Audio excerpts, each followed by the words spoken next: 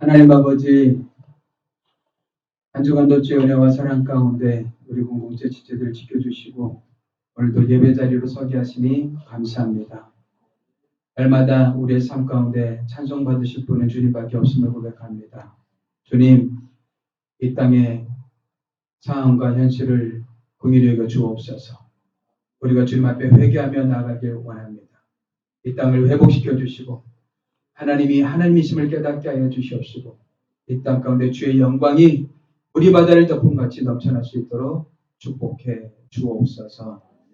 하나님, 특별히 사랑하는 우리 김민정 간사님, 또 우리 고현우 간사님, 주 안에서 아름다운 가정을 이루고 또 주께서 부르시는 곳에 하나님의 거룩한 사역을 해서 또 떠납니다.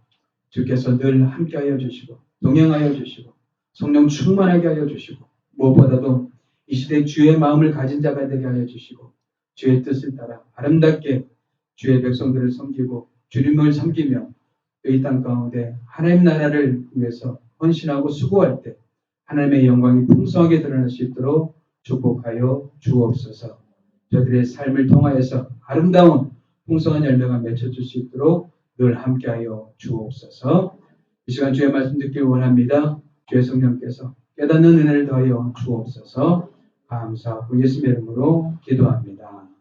아멘. 하나님의 말씀 마가복음 8장 27절에서 33절 보겠습니다.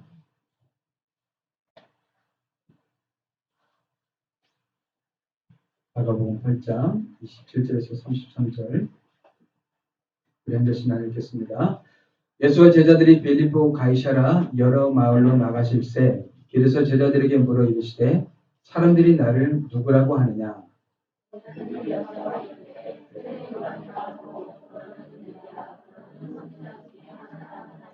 또 물으시되 너희는 나를 누구라 하느냐? 베드로가 대답하여 이르되 주는 그리스도 신이이다. 아멘.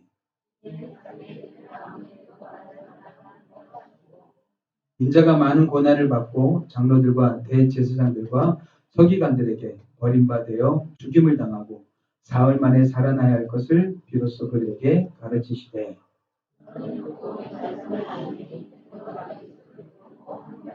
같이 읽겠습니다. 예수께서 돌이키사 제자들을 보시며 베드로를 꿈치처럼 이르시되 사탄아 내 뒤로 물러가라. 네가 하나님의 일을 생각하지 아니하고 도리어 사람의 일을 생각하는도다. 네. 지난주 말씀 기억하시죠? 예수님께서는 제자들을 데리고 다니시면서 때로는 여러 가지 가르침으로 때로는 여러 가지 사람들과 만남을 통해서 기적과 능력을 보여주셨습니다. 그래서 그들이 영적 지식이 자라나고 또 그들이 성장해 가기를 바라셨죠. 그럼에도 불구하고 제자들의 성장 속도는 더디고 힘든 모습을 보게 됩니다. 시기에 맞게끔 이렇게 제대로 성장하는 것만큼 기쁜 것이 없는 것 같습니다. 우리 자녀들을 낳게 되면은 그 자녀들이 시기에 맞게끔 이렇게 성장하고 자라가는 것이 보면 큰 기쁨이 있죠. 목사에게도 마찬가지입니다. 그 성도들이 예수 믿고 이제 영적으로 하나님의 자녀가 되면 태어나서 성장하고 자라가서 이제는 다른 사람들을 케어하고 돌보고 다른 사람들을 또 이끌어줄 수 있는 그런 사람이 된다면 그것이 큰 기쁨이겠죠. 우리가 주님 안에서 아름답게 성장하고 자라가길 주님 축복합니다. 그럼에도 불구하고 제자들은 여러 가지 상황 속에서 깨닫지 못하는 그러한 모습을 보이게 됐죠. 그래서 예수님께서는 그들을 향해서 아직도 깨닫지 못하느냐 이런 말씀을 하셨어요. 그래서 예수께서는 그 말씀 앞뒤 배경으로 여러 장애자들을 치유하신데 귀 못 듣고 말 못하는 장애인과 그 다음에 보지 못하는 장애인들을 치유하시면서 그 사이에 깨달음의 중요성을 이렇게 말씀하고 계시죠. 그래서 삶에서 우리가 깨닫고 보고 듣는 것이 얼마나 중요한 것을 우리가 알게 되죠. 그래서 날마다 여러분들 말씀과 성경 안에서 환경을 통해서 깨닫게 되시기 바랍니다. 있는 그대로 사건을 그냥 여러분들 바라만 보지 마시고, 그리고 그 사건과 상황 속에서 그냥 원망과 불평과 또 비판과 판단 이런 속에서 살아가지 마십시오. 세상 사람들은 그렇게 살고 있습니다. 하지만 우리 크리스찬들은 그래도 좀 달라야 되죠. 하나님의 말씀을 갖고 사는 사람들이에요. 하나님의 말씀이 우리 가운데 있는 사람들이에요. 그래서 말씀을 통해서 세상을 바라보고 또 우리가 그들 향해서 기도하고 그들 향해서 우리가 마음을 품고 하나님의 마음으로 하나님의 시선으로 세상을 바라볼 수 있는 그런 분이 되었으면 좋겠습니다. 오늘 말씀은 예수님께서 베세다라는 그 광야에서 북쪽으로 올라가게 되는데 좀 보이시나요? 글자가 좀 안 보이시죠? 여기가 베세다 여기 오병이어 기적을 일으켰던 곳이고요. 그리고 이제 북쪽으로 이제 올라가시게 되는데 보이시죠? 여기가 이제 가이사라 빌립보입니다. 그리고 요 위에 바로 헤르몬산, 헐몬산이라고 있습니다. 그래서 갈릴리 바다에 들어오는 모든 물들의 수원지가 그쪽에 있어요. 그래서 이 헤르몬산은 사시사철 이렇게 꼭대기는 눈으로 이렇게 덮여 있다고 합니다. 그곳에서 이제 물이 흘러 들어와서 이제 갈릴리 바다에 들어오게 되는데 그 헤르몬산 그 기슭에 가이사라 빌립보라는 그 도시가 있습니다. 근데 예수님께서 제자들을 데리고 지금 이곳에 데리고 갑니다. 예수님의 여정이 굉장히 장거리였죠. 그럼에도 불구하고 멈춤이 없이 계속해서 지금 다니셨는데 마가복음 보면 오늘 말씀을 기점으로 해서 마가복음을 신학자들은 전반부와 후반부로 나누게 되는데 오늘 말씀을 통해서 후반부로 나누십니다. 왜 그러냐면은 이 전반부는 예수님의 가르침의 대상들이 무리들이었어요. 하지만 후반부에 가면은 예수님께서 집중적으로 제자 훈련하는 걸 볼 수 있습니다. 소수인 그 제자들에게 집중적으로 예수님이 누구이신가를 나타내시고 보여주시면서 그들을 가르치는 것을 볼 수가 있습니다. 그래서 오늘 가이사라 빌립보라는 이 지역, 이 가이사라 빌립보라는 이 지역은요, 옛날에 판네아스라고 이렇게 불렸다고 합니다. 오늘날 지금 현재 지명도 바니아스라고 이렇게 불린다고 합니다. 판네아스, 바니아스. 근데 여러분들 이 판네아스, 바니아스는 이 판의 도시란 뜻입니다. 판의 도시. 그래서 왜냐하면 그쪽에 판의 신전이 있기 때문에 그렇습니다. 판의 신전. 그리고 이 판이 어떤 신이냐? 여러분들 염소의 형상을 가진 신 보셨어요? 고대 신 보면 염소의 형상을 가진 신들이 있죠. 이 판신이 바로 염소를 닮은 신입니다. 근데 이 신이 이 공포와 악몽을 이렇게 불러일으키는 신이에요. 그래서 사람들 하여금 공포를 불러일으키고 악몽을 일으키죠. 그런데 여러분들 이 판이란 뜻이 그래서 여러분들 공포의 뜻을 지니고 있기 때문에 여러분들 우리가 공포라는 단어 영어 패닉이 있죠. 그래서 이 패닉의 패닉 그래서 공포란 뜻이죠. 그래서 여러분들 우리가 지금 코로나 상황 가운데 있어요. 이 코로나가 지금 전 세계적으로 퍼져가게 됐죠. 그 현상을 뭐라고 그랬죠? 팬데믹이라고 그러죠. 팬데믹이라고 합니다. 그럼 이 팬이 뭐예요? 공포란 뜻이라고 그랬죠. 근데 이제 팬이 이 전부란 뜻도 있습니다.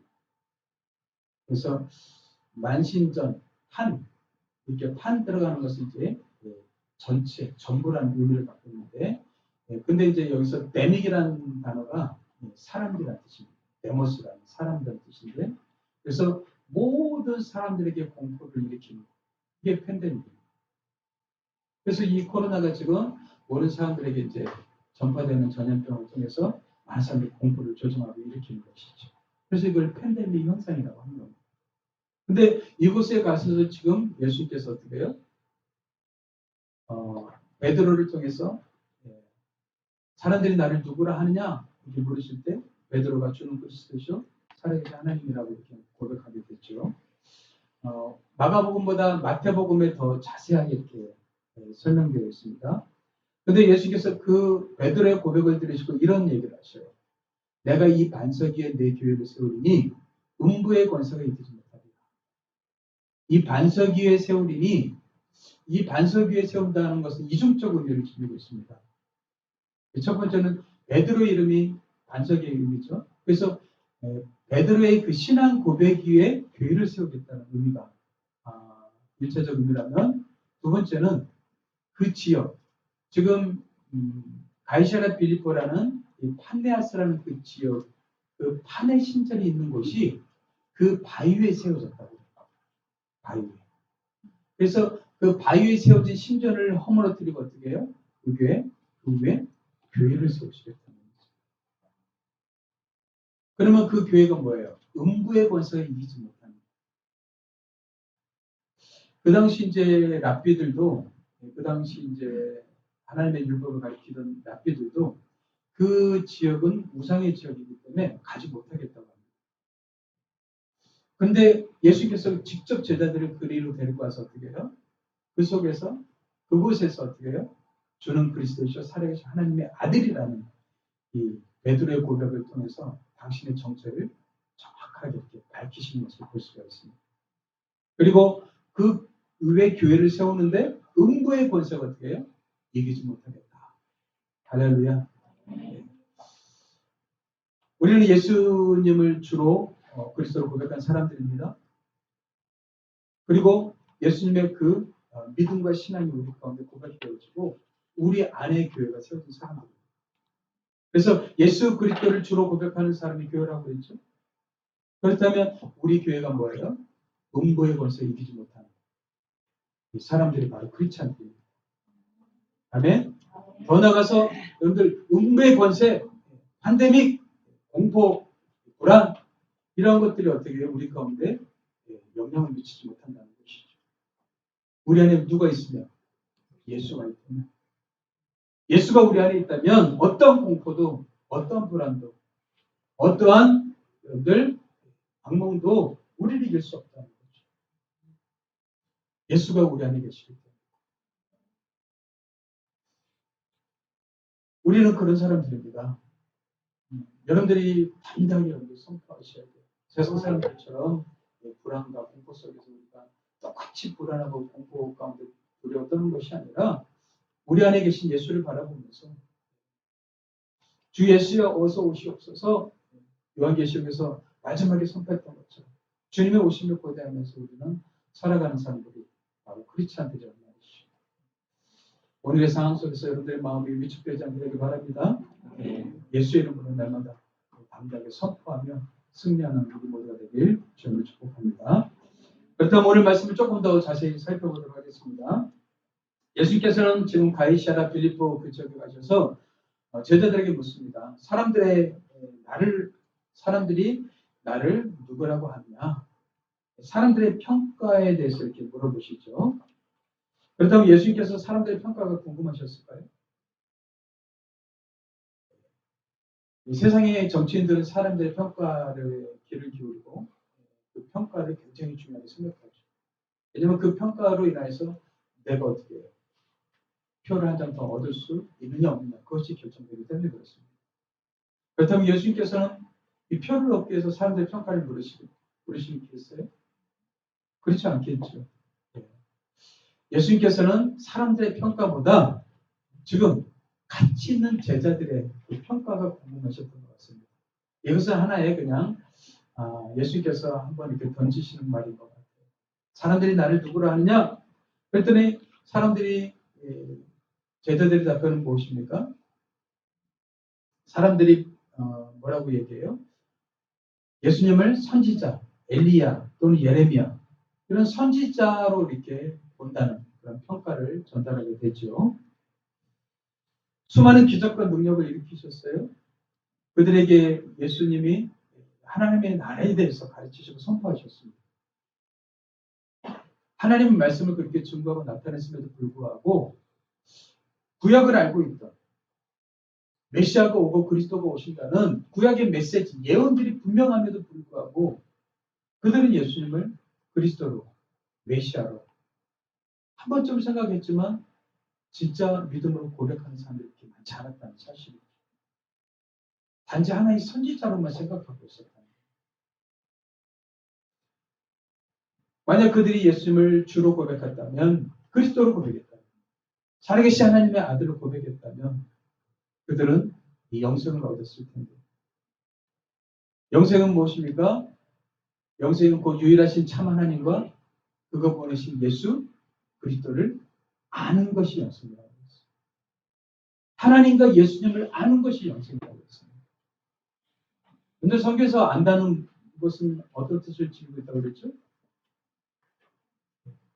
머리로만 아는 게 아니라 경험적으로 안다는 것이죠. 예수를 안다는 것은 뭐예요? 예수님과 교제와 관계 속에 들어갔다는 거죠. 관계와 교제 속에 들어가지 않고서는 절대 알 수 없기 때문에 그렇습니다. 그래서 하나님과 예수님과 친밀한 관계와 교제 속으로 들어가는 것이 영생이라는 거예요. 제가 한번 말씀드렸습니다. 관계는 됐지만 교제가 안 되는 사람이 있어요. 하나님과 관계는 맺어졌는데 이 교제가 안 되는 사람이 있어요. 그럼 여러분들 알 수 있습니까? 알 수 없어요. 우리가 멀리 사는 친척들이 있죠. 관계는 돼 있어요. 사촌, 오촌, 육촌 이런 관계는 형성돼 있지만 그들과 교제하지 않으면 어떻게 해요? 그들 알 수 있어요? 없지요. 그렇게 신앙생활 하는 사람들이 많이 있어요. 저는 여러분들의 관계로 끝나지 않게 되길 바랍니다. 예. 교제하셔야 돼요. 주님과 교제하셔야 돼요. 그럼 어떻게 교제해요? 하나님께서 말씀을 주셨잖아요. 말씀을 가지고 여러분들 깊이 묵상하시면서 여러분들 마음속으로 기도하세요. 말씀을 가지고 기도하시고 말씀을 통해서 모르시고 그러면서 점점점 어떻게 해요? 성령의 음성이 들리죠. 여러분들 하나님이 내가 이렇게 하면 이렇게 하시고 저렇게 하면 저렇게 하시는 분이십니까? 도깨비 방망처럼 뚝딱 하면 나오시는 분이십니까? 근데 많은 사람들이 한두 번 해보고 하나님이 안 계셔. 뭐 하나님이 말씀 안 하시는 것 같아. 이렇게 생각하는 사람이 있어. 하나님을 너무 쉽게 생각해요. 하나님은 그런 분이 아니시죠. 여러분 대통령도 만나려면 어떻게 해요? 수많은 절차를 겪어서 대통령 만나는 게 쉽습니까? 온 우주 만물의 왕이신 그 하나님을 만나는 게 그렇게 간단한 게 아니라는 거죠. 하지만 그분을 만나는 것처럼 더 큰 영광이 어디 있습니까? 늘 그분과 교제하십시오. 말씀으로 기도로 교제하세요. 그럼 성령께서 내 안에서 어떻게 해요? 말씀하시기 시작하십니다. 나에게 들려지는 음성이 있단 말이에요. 그 영성이 자라간다고 그래요. 성장한다고 그래요. 여러분들이 계속 성장하고 자라가셔요. 영생은 무엇입니까? 예수 그리스도를 아는 것, 하나님을 아는 것, 경험하고 체험해서 어떻게 해요? 유지하는 것. 이게 영생입니다. 예수 믿어야지 천국 갑니까? 네, 그렇습니다. 왜요? 예수 믿는다는 건 뭡니까? 그 교제 안에 들어가기 때문에. 관계 안에 들어가기 때문에. 나와 관계되지 않는 사람들 여러분들 우리 집에 초대할 수 있습니까? 초대하지 않죠. 나하고 관계하기 때문에, 교제하기 때문에 우리 집에 자연스럽게 초대하는 것처럼 우리가 예수 믿는다는 것은 하나님과 교제해서 하나님의 가족이 된다는 거고 예수 믿는 것이 어려운 게 아니라 하나님의 가족이 된다는 겁니다. 그 관계 속으로 들어간다는 거예요. 그렇기 때문에 우리가 해가 저물면 집으로 들어가듯이 우리 인생을 마감하면 하나님의 집에 가는 거예요. 그 하나님의 집을 우리 천국이라고 합니다. 그럼 하나님의 집이 아닌 것은 뭐예요? 그 지옥이라고 하는 거죠. 그냥 어렵게 설명하지 마세요. 그냥 쉽게 설명해줘요. 내가 죽으면 아버지 집에 가는 거예요. 근데 당신은 예수 믿지 않는다는 것은 하나님과 관계가 교제가 형성이 안 됐다는 거죠. 그럼 아버지 집에 들어갈 수 없는 곳이죠. 영생이란 무엇입니까? 하나님과 예수님과 교제하고 관계하는 겁니다. 그래서 그분을 더 깊이 알아가는 겁니다. 예수님의 질문은 더 나갑니다. 그렇다면 너희는 나를 누구라 하느냐? 너희는 나를 누구라 하느냐? 여기서 우리는 예수님의 질문이 사람들의 평가보다 제자들로 하여금 제자들의 그 평가에 더 관심이 있었다는 것을 우리가 알 수가 있습니다. 나와 동행하고 지금 동고동락하면서 함께 다니는 너희들은 나를 누구라? 사람들은 선지자라고 말했지만 너희들은 나를 누구라 하느냐? 내가 누구라고 생각하느냐? 그랬더니 그 제자 중에서 대표인 그 베드로가 즉각적으로 대답하죠. 주는 그리스도십니다. 주는 그리스도십니다. 마태복음에서는 또 조금 더 자세하게 나타나죠. 주는 그리스도시요 살아계신 하나님의 아들이십니다. 그리고 신앙이란 무엇입니까? 참된 자기 고백이 있어야 됩니다. 참된 신앙은요, 다른 사람이 믿기 때문에 내가 믿는 것이 아니라 자기의 참된 자기 고백이 있어야 됩니다. 어떤 연인이 결혼하려고 그래요? 결혼하기 전에 먼저 어떻게 해요? 자기 고백적 사랑이 있어요. 내가 당신을 사랑합니다라는 이 고백이 있어야죠. 그래야지 결혼하는 거 아니겠어요? 예수님은 주님이십니다. 예수님은 그리스도이십니다. 예수님은 살아계신 하나님의 아들이십니다. 이 고백이 있어야지 우리가 예수님을 믿는 거 아니겠어요? 예수님과 함께 가족으로서 살지 않겠냐는 거죠. 근데 베드로는 지금 어떻게 해요? 참된 신앙 고백을 하고 있습니다. 주는 그리스도이십니다. 주는 하나님의 자녀입니다. 하나님의 아들이십니다. 베드로의 대답이 너무나 정확했습니다. 마태복음 말씀을 다시 보겠습니다. 시몬 베드로가 대답하여 이르되 주는 그리스도시요 살아계신 하나님의 아들이십니다. 예수께서 대답하여 이르시되 바요나 시몬아 내가 복이 있도다. 이를 내게 알게 한 이는 혈육이 아니요 하늘에 계신 내 아버지십니다. 베드로는 아주 정확한 고백을 하고 있습니다.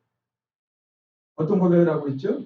예수님이 주님이시고 그리스도시고 하나님의 아들이시잖아요.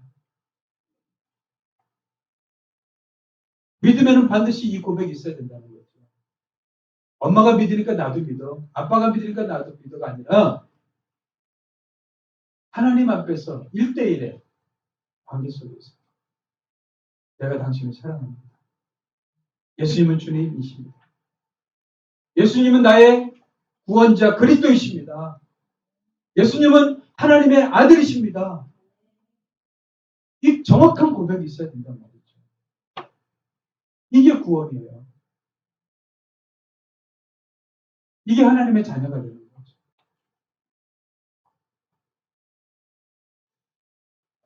잠깐만 생각해 보고요. 당신 날 사랑하십니까? 잠깐만 생각해 보고요. 이러면 아직 결혼이 아니죠. 결혼할 수가 없죠. 내가 당신을 사랑합니다라는 확신 속에서 어떻게 해요? 결혼하는 거 아니겠어요? 근데 오늘의 신앙 고백은 너무나 뜨뜻미지근한 거예요. 분명한 확신 있는 이 고백이 없는 거예요. 내가 주님을 사랑합니다. 이 고백 위에서 우리는 신앙인이 되는데 오늘날 신앙인은 그렇지 않단 말이죠. 이 사형리가 굉장히 복음 전도에서 좋기도 하지만 너무나 값싸게 만들어버렸어요. 지나가는 사람 붙잡고 하나님 당신을 향한 놀라운 계획을 갖고 계십니다. 당신을 사랑하십니다. 그 복음을 설명해요. 예수 믿으십니까? 믿겠습니까? 네. 그럼 기도합시다. 그 자리에서 그냥 영적 기도해서 다시 하나님의 자녀입니다. 물론 그 사람이 복음을 깨달을 수도 있지만 오늘 복음의 역사는요. 우리가 깨달음도 있지만 그것을 알게 하는 건 누구예요? 성령이시랍니다. 예수님께서는 분명히 지금 이렇게 말씀하고 계십니다. 아요나 시몬아 네가 복이 있도다. 이를 내게 알게 한 이는 혈육이 아니라 하늘에 계신 내 아버지다. 무슨 뜻이에요? 예수가 그리스도라는 것을 아는 것은 뭐예요? 성령의 계시랍니다. 영적인 사건이랍니다. 영적으로 변화되는 사건이랍니다. 인간의 지식으로 하는 것이 아니라 하늘의 지식, 하늘의 영을 통해서 어떻게 해요? 깨닫게 된다는 것이죠. 마치 사랑하는 남녀가 서로 사랑의 고백을 해야 되듯이 한쪽에서 일방적으로 사랑한다고 결혼이 되는 게 아니잖아요. 두 사람이 똑같이 사랑한다고 고백해야지 스파크가 일어나서 결혼하고 가정을 이루듯이 하나님 우리를 사랑하시는 그 사랑과 내가 사랑하는 그 사랑과 만나서 우리는 복음을 듣는다고 하지만 이 복음을 하늘에서 열어주셔야지 그것이 스파크가 일어나서 우리가 예수 믿는 거 아니겠어요?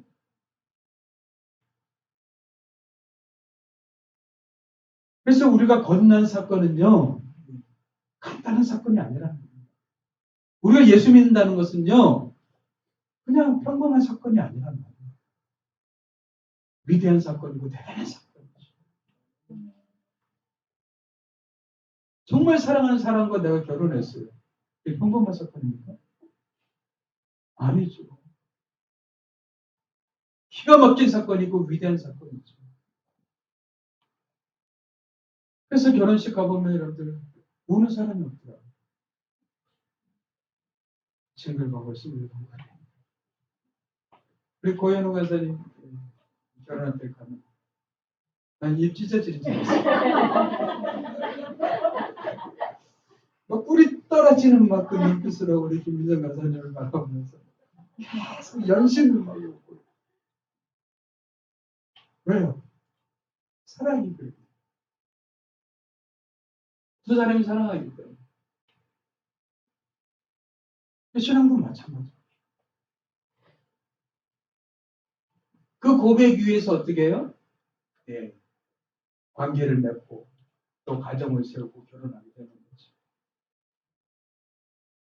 근데 왜 2, 3년 지나면 왜 이렇게 다투고 살까요?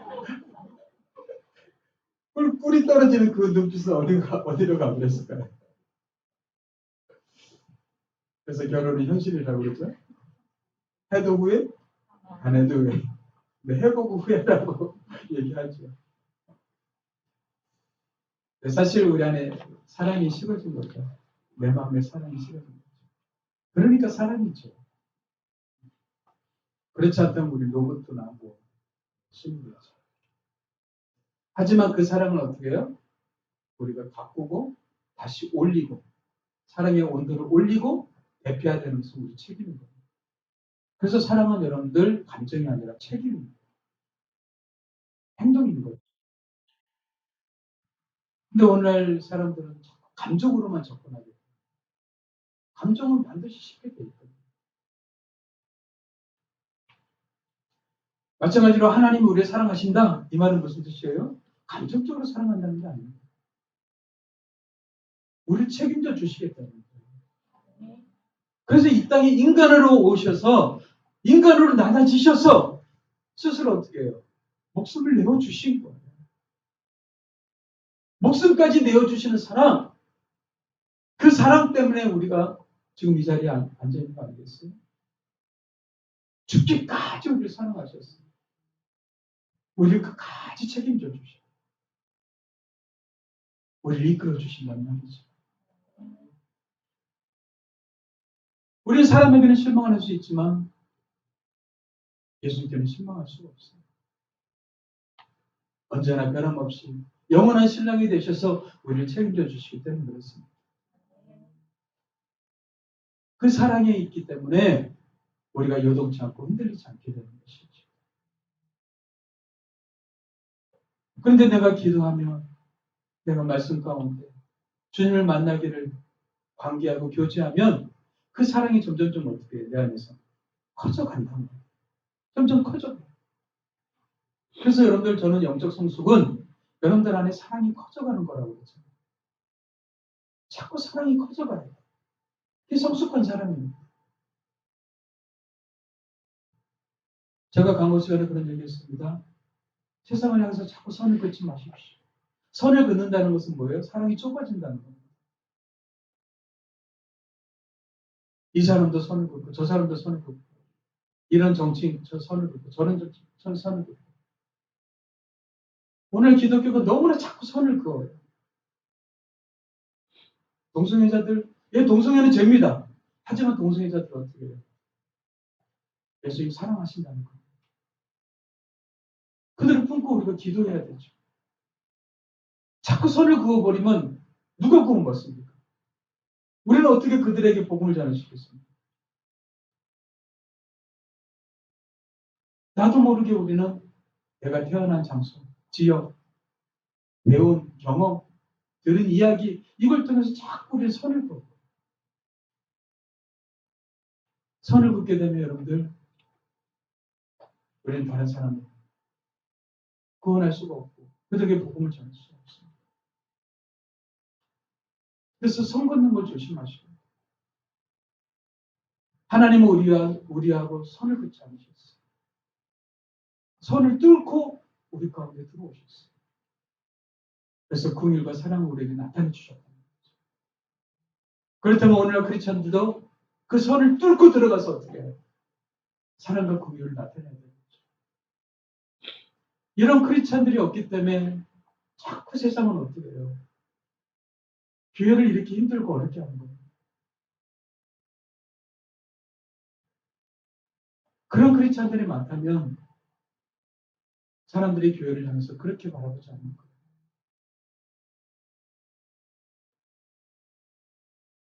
선을 긋지 마십시오. 우리 삶 가운데 선을 제거하십시오. 성경은 얘기하고 있잖아요. 원수까지도 사랑합니다.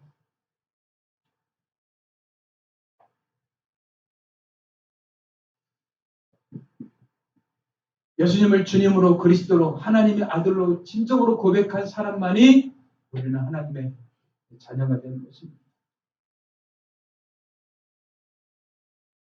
그리고 이렇게 고백한 사람을 예수님께서는 지금 칭찬하고 계시고 복이 있다 말씀하십니다. 예수님 말씀하시는 복은 세상의 복이 아닙니다. 이 영적 지식이 복입니다. 그래서 깨닫는 것이 복이 있다고 그랬어요. 이 영적 지식들을 깨달아가는 게 이게 복이란 말이죠. 그래서 진정으로 복 있는 사람이 되십시오. 세상적인 복은요, 아무것도 아니더라고요. 오히려 그 복이 나를 지배하고 내 삶을 점점점 좁게 만들고, 그러나 영적 복은 우리의 경계를 허물어뜨리고 더 넓게 만들어줍니다. 이 영적 지식이 우리를 폭넓게 만들어준다. 이 바다 같은 사람으로 만들어준다. 나 같은 사람, 나같이 부족한 사람, 나같이 연약한 사람, 어떻게 이런 생각을 할 수 있을까? 어떻게 이런 마음을 가질 수 있을까? 내가 어떻게 이런 마음을 가지고 다른 사람을 사랑할 수 있을까? 신기하고 놀랍죠. 주님의 은혜와 사랑 안에 있어요. 주님을 알면 알수록 주님의 사랑이 내 안에서 점점 커져가요. 우리가 사랑하지 못한다는 것은 내가 주님을 알지 못한다는 거죠. 주님을 알지 못하기 때문에 내 안에 사랑이 자라가지 않는 거죠. 내가 주님을 진짜 안다면, 주님과 교제하고 주님과 관계 속에서 주님을 알아간다면 내 안에 사랑이 커질 수밖에 없습니다. 달이 태양을 통해서 반사체가 되어서 어둠의 땅을 비춰주듯이 빛을 스스로 발산할 수 없는 우리가 예수님의 빛을 받으니까 내가 빛이 나기 시작한단 말이에요. 우리 이 땅 가운데 살 때 반사체로 살도록 우리를 불러주셨어요. 우리 스스로 발광체로서 살아갈 수는 없습니다. 왜냐하면 살면 살아갈수록 여러분들 우리 안에 사랑이 없음을 깨닫기 때문에 그렇습니다. 하지만 주님을 만나면 만날수록 내 안에 어떻게 해요? 그 사랑이 반사되어져서 비춰져서 나를 성장시키고 다른 사람들의 그 사랑과 빛이 흘러가게 된단 말이죠. 저와 여러분이 이러한 멋진 크리스찬이 되길 주님을 축복합니다. 예수님께서 베드로의 이 고백을 들으시고 드디어 당신이 이 땅에 오신 그 정체를 밝히시게 됩니다. 31절 한번 보십시오. 인자가 많은 고난을 받고 장로들과 대제사장들과 서기관들에게 버림받아 죽임을 당하고 사흘 만에 살아나야 할 것을 비로소 그들에게 가르치시다. 비로소 예수님께서 어떻게 해요? 가르치셨어요. 뭘 가르치셨습니까? 예수님의 고난과 십자가와 부활을 가르치셨어요. 예수님이 이 땅에 오신 이유 고난과 십자가, 부활이었어요. 크리스찬의 삶은 고난과 십자가, 부활과 뗄래야 뗄 수가 없습니다. 예수님이 걸어가신 길이 바로 우리의 길이기 때문에 그렇습니다. 근데 어느 순간부터 기독교가 변질이 되어버렸어요. 고난과 십자가, 부활은 사라지고 예수 잘 믿으면 복 받는다. 축복의 종교로 그냥 전락해버렸어요. 너무나 값비싼 이 아름다운 이 신앙을 너무나 값싼 종교로 전락시켜버렸다. 그 영적인 부유함은 없고 어떻게 해요? 외적인 풍성함은 있어요. 껍질은 화려한데 속은 텅텅 비어있어요. 껍질은 멋있는데 내용은 없어요. 외양은 너무나 컬러풀하고 화려해져요. 그러나 속은 속빈 감정이죠. 성장이 없어요. 자랑이 없어요. 변화가 없어요. 감동을 줄 수가 없어요. 세상에 영향을 줄 수가 없단 말이죠. 우리 기독교 신앙은요, 껍질이 아닙니다. 내면이 주님의 은혜와 사랑으로 풍성해지는 겁니다. 그 사랑과 은혜가 있기 때문에 어떠한 고난도, 어떠한 십자가도 우리는 넉넉히 감당하게 되는 것이죠. 시대에 주어진 그 상황대로. 여러분들 지금 시대는 얼마나 우리는 편하게 신앙생활합니까? 우리 믿음의 선배들은요, 목숨 걸고 신앙생활하지 않았습니다. 근데 우리는 너무나 편하게 신앙생활하는데 우리의 신앙은 그들의 신앙에 비하면 너무나 형편이 없어요.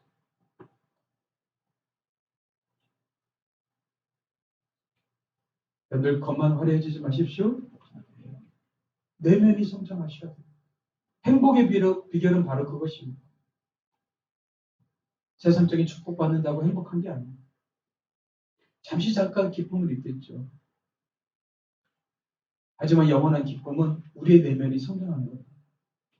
주님이 내 안에 거하셔서 나와 함께 동행하는 것이 그 기쁨이고 이런 사람은 어떠한 고난도 다 감당할 줄 믿습니다. 어떠한 팬데믹도 다 이겨낼 줄 믿습니다.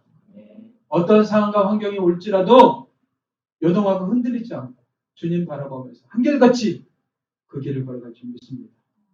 그게 진짜 신앙이죠.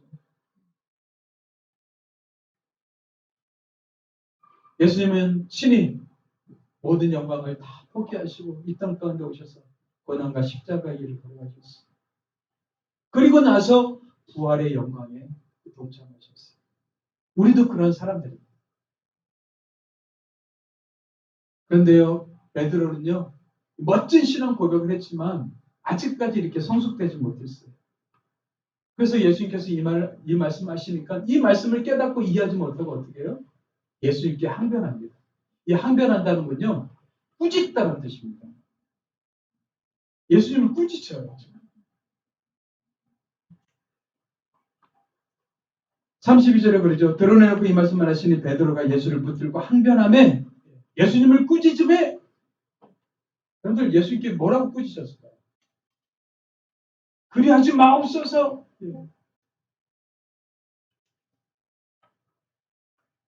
예수님을 꾸짖는 베드로를 향해서 예수님께서 뭐라고 말씀하십니까? 33절에 이렇게 말씀하십니다. 베드로를 꾸짖어 이르시되. 여기서 항변이라는 단어하고 꾸짖어 이 단어가 똑같은 단어입니다. 베드로는 지금 예수님을 꾸짖고 계십니다. 예수님도 베드로를 지금 꾸짖고 있습니다. 그래서 말씀하셔요. 사탄아 내 뒤로 물러가라. 베드로가 갑자기 사탄이 되어버렸어요.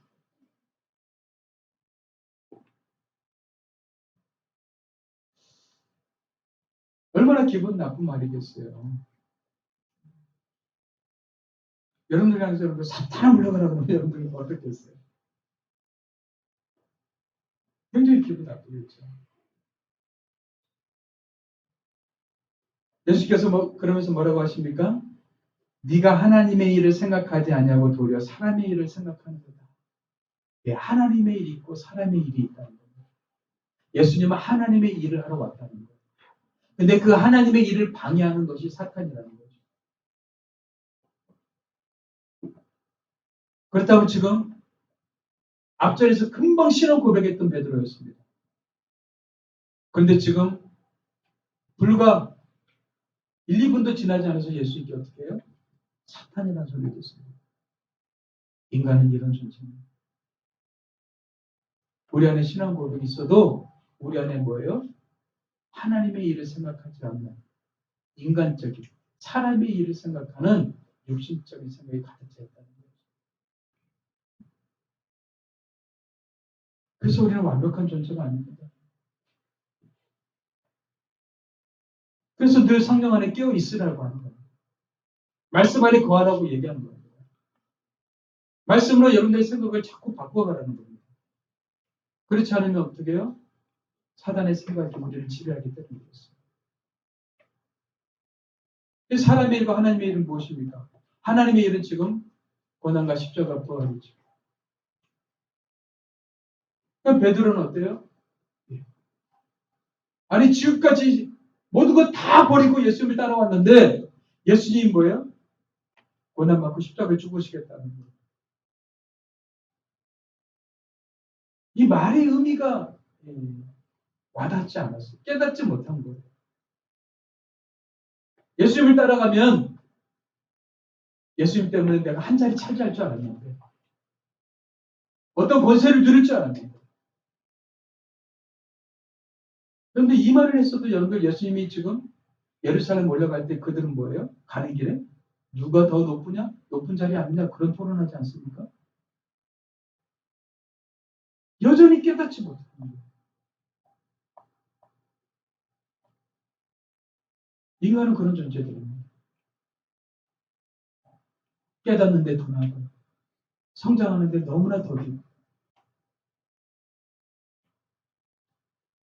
예수님의 기대와는 다르게 자지 않는 모습. 우리 가운데도 있어요. 성장하지 않고 자라지 않고 늘 세상적인, 육신적인, 인간적인 그런 생각들로 가득 차 있어요. 먼저 그의 나라와 의를 구하라고 했는데 그 나라와 의에 대한 생각은 없어요.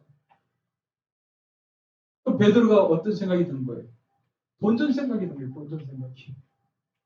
내가 지금까지 모든 거 다 포기하고 예수님 따라왔는데 예수님이 고난과 십자가 뒤에 부활은 안 들어왔던 것 같아요. 십자가만 크게 들어왔던 것 같아요. 사람은요 이런 존재들이라고요. 그래서 그걸 확증 편향이라고 그랬죠. 보고 싶은 것만 보고 듣고 싶은 것만 듣는 걸 이걸 확증 편향이라고 그랬죠. 베드로는 그 십자가만 지금 고난과 십자가만 이렇게 들려진 것 같아요. 그러니까 본전 생각나니까 어떻게 해요? 그러시면 안 됩니다! 하면서 예수님 막 붙이세요.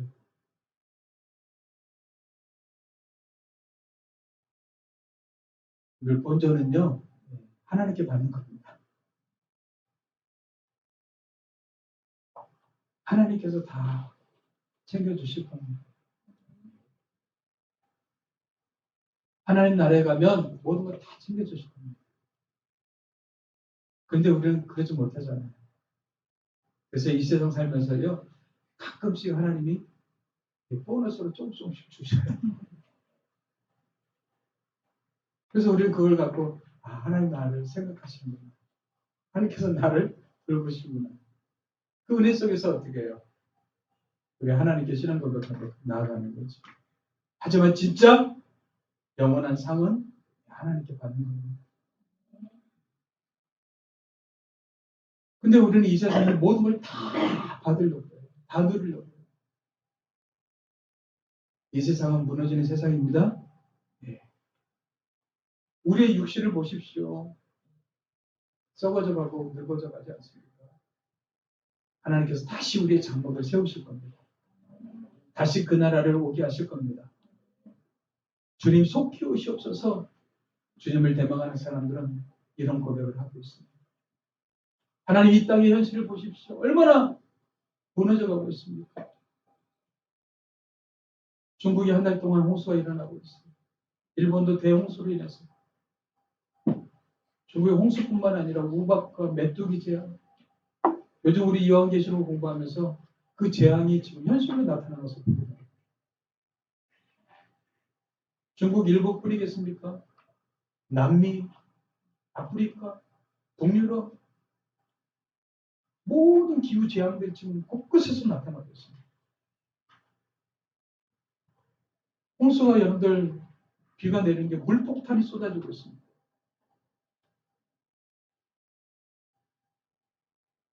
이 재앙들이 우리 가운데 지금 현실로 나타나고 있단 말이죠. 이 세상은요, 오래가지 않습니다. 그래서 우리는 하나님 나라를 소망하는 겁니다. 다시 완벽하게 세우실 그 주님의 나라. 그 나라를 소망하면서 살아가는 저와 여러분들에게 저는 축복합니다. 여러분들 신앙이란 무엇입니까? 자기가 참되게 직접적으로 고백하는 겁니다. 너희는 나를 누구라 하느냐? 너는 나를 누구라 하느냐? 주님께서 각자에게 이 질문을 던지실 겁니다. 그럴 때 우리는 올바른 믿음의 고백, 참된 사랑의 고백이 있게 되길 주님을 축복합니다. 아멘. 기도하겠습니다. 하나님 아버지 감사합니다. 썩어져가는 세상 가운데 저희들을 구별하시고 선택하셔서 주의 자녀 삼아주심을 감사합니다. 오늘 말씀을 통해서 다시 한번 우리 신앙을 점검하길 원합니다. 참된 신앙을 놓치고 잃어버리고 또 식어진 사랑 가운데 식어진 믿음 가운데 살아가고 있지는 않습니까?